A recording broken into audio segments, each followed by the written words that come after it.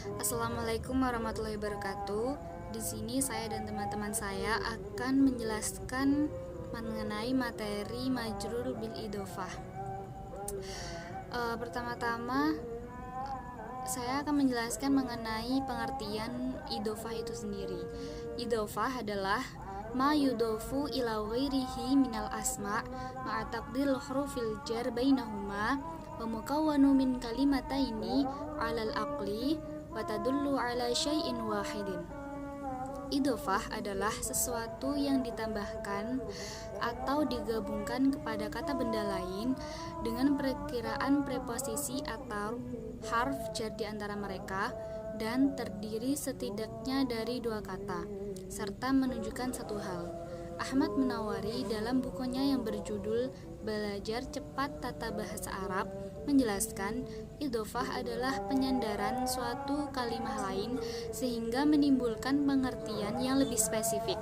Selain itu, Al-Ustadz Aunur Rafiq bin Ghufran juga menjelaskan dalam bukunya yang berjudul Ringkasan Kaidah-Kaidah Bahasa Arab bahwa idhofah adalah isim jar karena disambung dengan isim sebelumnya, atau juga bisa disebut menyandarkan atau menisbatkan sesuatu kepada sesuatu, yakni isim kepada isim.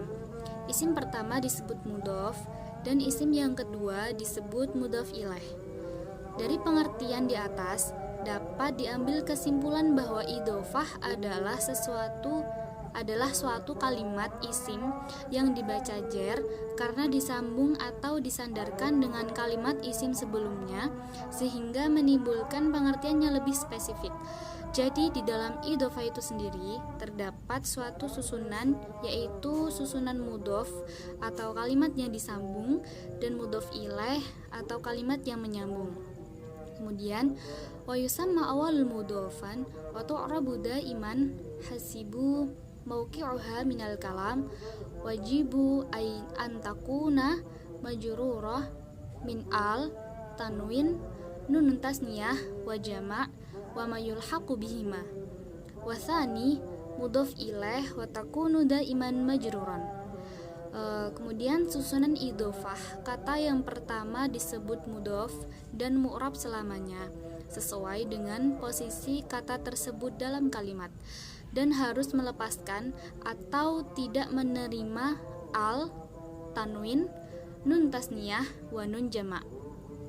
Yang kedua disebut mudhof ilaih dan selamanya dibaca jar. Contoh seperti baitur rajuli jamilun. Baitur rajuli itu sendiri merupakan susunan idhofah. Baitun menjadi mudhof dan ar-rajuli dibaca jar karena menjadi mudhof ilaih dari baitun. Kemudian sebab-sebab isim yang majrur ada 3. Satunya adalah dengan idhofah ini. Dalam keadaan mudhof ilaih harus majrur, sedangkan mudhof tergantung kedudukannya di dalam jumlah, bisa marfu, mansub atau majrur. Nah, di sini saya akan melanjutkan menerangkan tentang majrur bil idhofah dari segi strukturnya. Yang pertama dari struktur yang pertama itu dari mufrad dan yang kedua itu dari jamak. Nah, dari mufrad itu dibagi menjadi 2. Yang pertama itu ada lafdiyah atau ghairu mahdhah, yang kedua itu ada maknawiyah atau mahdhah. Nah, kalau dari lafdiyah atau ghairu mahdhah itu ada 3 bagian juga. Yang pertama isim fa'il, yang kedua isim maf'ul, yang ketiga sifat musyabahah. Nah, kalau contoh dari isim fa'il itu contohnya hada manasirul qaum, artinya ini kaum yang ditolong. Kalau yang dari maf'ul itu contohnya hada mangsurul qaum, ini kaum yang tertolong. Kalau dari sifat musyabahah itu contohnya hada ahsanul wajhi, ini wajah yang baik. Nah, kalau dari maknawiyah itu ada 4 bagian. Yang pertama itu min atau naw'iyah, kekhususan. Yang kedua itu fi atau dzurfiyah, pengecualian.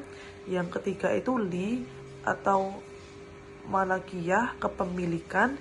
Yang keempat itu ada min kalimat mudhofun daiman.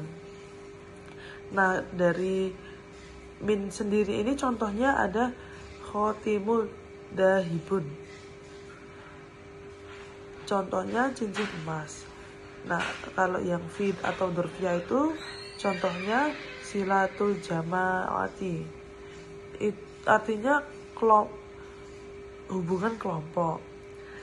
Kalau yang li atau kepemilikan itu contohnya kitabun Zaid, kitab milik Zaid.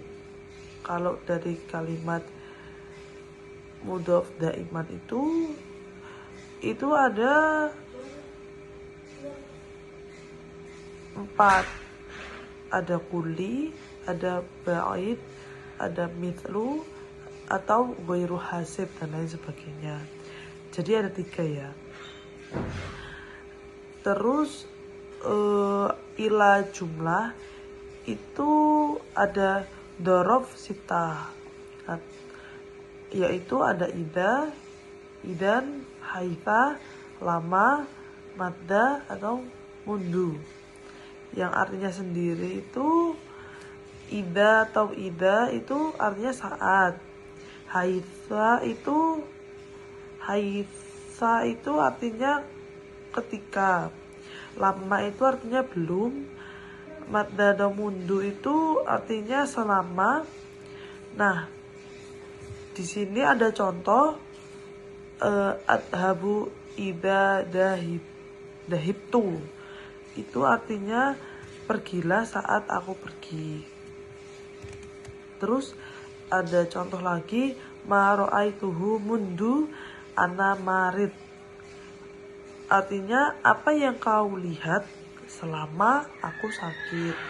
Ada juga idhofah yang menjelaskan tentang 3 huruf jar di atas, yaitu wa qad tuslihul idhofatu lima'ani ghairu salisatin min hurufil jar. Itu yang pertama ada ba, yang artinya dengan. Contohnya dorobul aso, itu di dalam kalimat mengandung arti dengan, pukulan dengan tongkat. Yang kedua itu wan, artinya sampai. Contohnya tujawizul haddi, artinya melampaui batas sampai maksimal. Yang ketiga itu ada ila, contohnya buluul ghoyati. Nah, mengandung arti menyampaikan ke tujuan. Yang keempat itu ada ala, artinya di atas. Contohnya rukubul khayli, mengendarai di atas kuda. Nah, terus ada juga idhofah tidak boleh sinonim. Tamtani'u idhofatul ismi ila ma fi maknahu kal mutaraddifin mislu baldatul qaryati. Kampung sinonimnya desa. Nah, idhofah itu tidak boleh sinonim.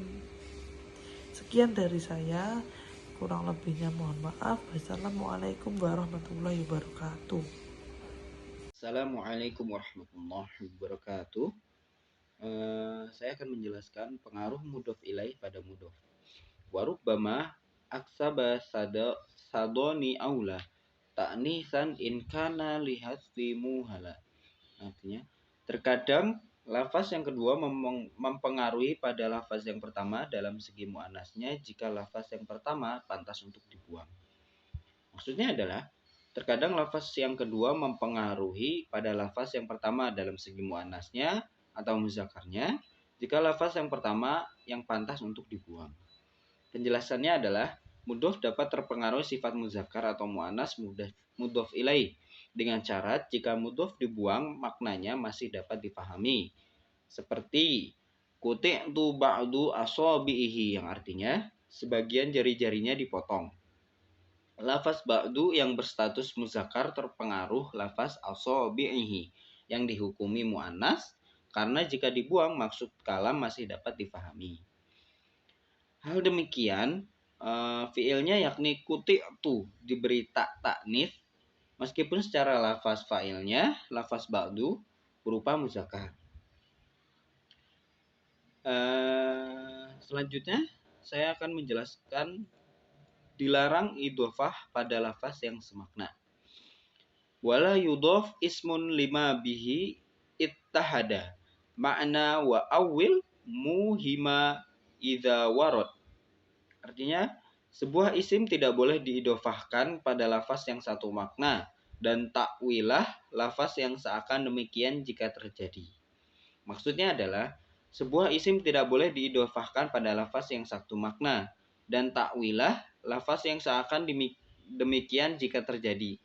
Penjelasannya adalah di antara faedah idhofah adalah untuk mempersempit makna mudhof atau takhsis atau memakrifatkannya. Biasa disebut ta'rif. Dan faedah ini dapat terwujud jika mudhof adalah mudhof ilaih. Jika mudhof dan mudhof ilaih adalah suatu makna, maka tidak akan mungkin wujud faedah takhsis dan ta'rif. Oleh karena itu, tidak diperbolehkan mengidhofahkan dua lafaz yang sinonim atau muradif seperti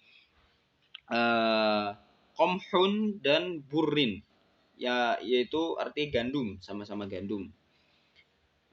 Dan juga tidak boleh mengidhofahkan mausuf pada sifatnya seperti rijlun qanimin. Jika terdapat susunan idhofah yang sekilas dirangkai dari dua lafaz yang sinonim, maka harus ditakwil seperti kha'a sa'idun kurzi. Lafaz sa'idun dan kurzun adalah nama suatu orang hingga termasuk sinonim. Susunan idhofah tersebut harus ditakwil dengan menganggap mudhof semakna dengan lafaz al-musamma, orang yang dinamai, dan mudhof ilaih semakna dengan lafaz al-ismun atau nama. Sehingga susunan idhofah di atas jika ditakwil maka menjadi ja'a musamma hadzal ism.